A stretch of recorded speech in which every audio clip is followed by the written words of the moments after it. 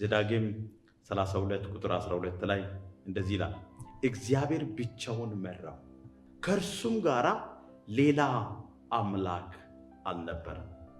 13 ላይ እንደዚህ ይላል፣ በምድር ከፍታ ላይ አወጣው፣ የእርሻውን ፍሬ በላ፣ ከዓለትም ድንጋይ በሚገኝ ማር ከጭንጫውም ድንጋይ በሚገኝ ዘይት አጠበው ይላል። 14 ላይ እንደዚህ ይላል፣ የላሙንም ቅቤ የመንጋውንም ወተት ከጠቦትም ስብ ጋራ የባሰንንም አውራ በግ የፍየልንም ከስንዴ እሸት ጋራ በላ፣ ከወይንም ይላል ከወይንም ደም ያለው ጠጅ አጠጣው ይላል። እዚህ ስፍራ ላይ የእግዚአብሔር ቃል ሲናገር እግዚአብሔር ብቻው መራው የሚል ቃል በ2026 ላይ እግዚአብሔር አምላክ ከጠንቋይ ከሟርተኛ ከደጋሚ ከደብተራ ጋር አይማከርም። ከዓለም ካለው ከጨለማና ከዓለም ካለው ከአውሬ ጋር አይማከርም። እግዚአብሔር ለብቻችሁ እግዚአብሔር በቂ፣ የእግዚአብሔር ቃል በቂ፣ የእግዚአብሔር በረከት በቂ፣ የእግዚአብሔር ጥበቃ በቂ፣ የእግዚአብሔር አቅርቦት በቂ። እግዚአብሔር ብቻውን በተአምራት በድንቅ ተአምራት እያደረገ ድንቅን እያደረገ በሮቻችሁን እየከፈተ ጤናችሁን እየጠበቀ ትዳራችሁን እየጠበቀ በ2025 ላይ የወደቀው ነገር በ2026 ላይ እያነሳ በትንሣኤ ጉልበት እግዚአብሔር ብቻውን እኔ እመራለሁ። እግዚአብሔር ብቻው ከእርሱ ጋርም ሌላ አምላክ አልነበረም። ወገኖቼ እግዚአብሔር አንድ ነገር ለመስራት ሲፈልግ ረጂ አይፈልግም። እግዚአብሔር ሰዎችን ለምሳሌ ቀይ ባህር ላይ ወይም በግብፅ ሀገር ውስጥ በባርነት ውስጥ ከ430 ዓመት በላይ የነበረውን ህዝብ እግዚአብሔር ማንን ተጠቀመ? ሙሴን ተጠቀመ። እግዚአብሔር በ2026 ላይ እግዚአብሔር አምላክ ብቻው መጥቶ አንተን ይጠቀም። እግዚአብሔር ታምራትን ሲፈጥር ብቻው ምንጭ እንደሚሆን የኃይል ምንጭ ማን ነው? እግዚአብሔር ነው።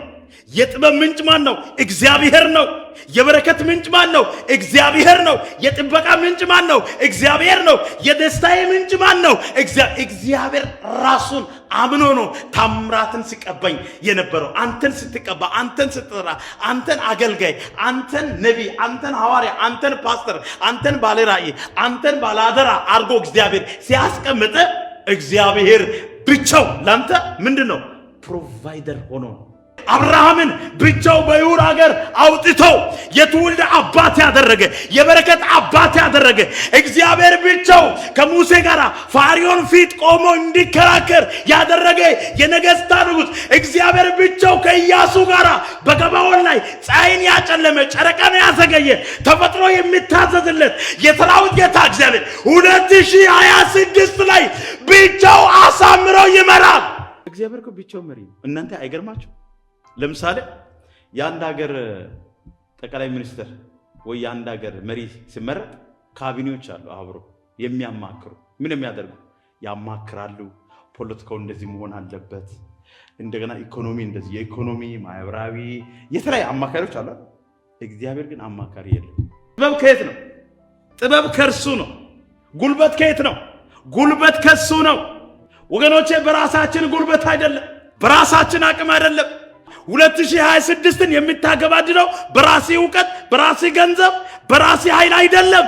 እግዚአብሔር ኃይልን ፕሮቫይድ ያደርግልሃል። እግዚአብሔር በረከትን ፕሮቫይድ ያደርግልሃል። እግዚአብሔር ፕሮቴክሽን ፕሮቫይድ ያደርግልሃል። እግዚአብሔር እንደሚባላ እሳት ይቀድምልሃል። እግዚአብሔር የተዘጉ ደጆችን ይከፍትልሃል። እግዚአብሔር ሮቦት ያደርግልሃል። እግዚአብሔር መጥቶ ያናግርሃል። እግዚአብሔር ከጠላቶች ጋር ራሱ ይዋጋል። እግዚአብሔር ብቻው ሲመራ እግዚአብሔር ሰዎችን አሳልፎ ይሰጣል።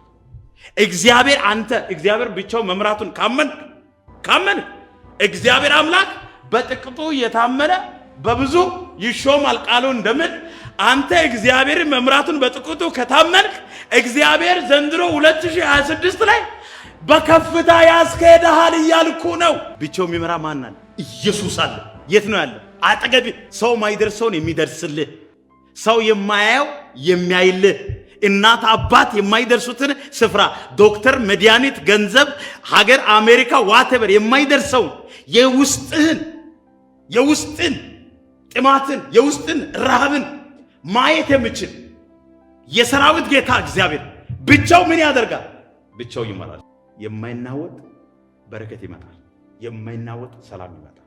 የማይናወጥ እረፍት ይመጣል። የማይናወጥ አእምሮን ሁሉ የሚያልፍ የመለኮት ሰላም ወደማ ይመጣል? ወደኛ ይመጣል። ስለዚህ በዚህ ቃል ካመናችሁ ጌታ ምስክሬ ነው፣ እግዚአብሔር እንደዚህ ብሎኛል። በ2026 ላይ በዚህ ቃል ካመናችሁ ነውጥ በቤታችሁ አይሆንም። በህይወታችን ላይ ብዙ ውጣ ውረዳል። in our life there is too many obstacles in life. When you go school, when you go study, when you read, there is God. But if you have God who appointed you, who leading you, He created this heaven and earth. He can deliver you. He can keep you safe. እግዚአብሔር አምላክ እልቤት ያደርገናል። እግዚአብሔር አምላክ ያሳድገናል። እግዚአብሔር አምላክ ከጠላት መንደር ከፍ ያደርገናል። እግዚአብሔር ከወጀቡ ከሞቱ ከጭንገፋ እግዚአብሔር ከፍ ያደርግሻል። ከፍ ትላለህ። ነህምያ በአንድ እጅ ምን ያዘ? በአንድ እግር ጦር፣ በአንድ እግር የግንባታ ዕቃዎችን ይዞ ኦሬዲ የእግዚአብሔር መንግስት ሊሰራ ግን ከወጣበት ከፍታ ለማውረድ እንደ ሰንበላት ብዙ መጥቷል። ግን ወረድን አልወረደም። ዛሬ ልንገርህ፣ የነህምያ መሰረቱ ማን ነው? ቃሉ ነው። የነህምያ መሰረቱ ማን ነው? ብቻው እግዚአብሔር ስለሚጠብቀው ነህምያ ከወጣበት ከፍታ ለምንድን ነው ያልወረደው? እግዚአብሔር ብቻው ታዳጊ ስለሆነ ነው።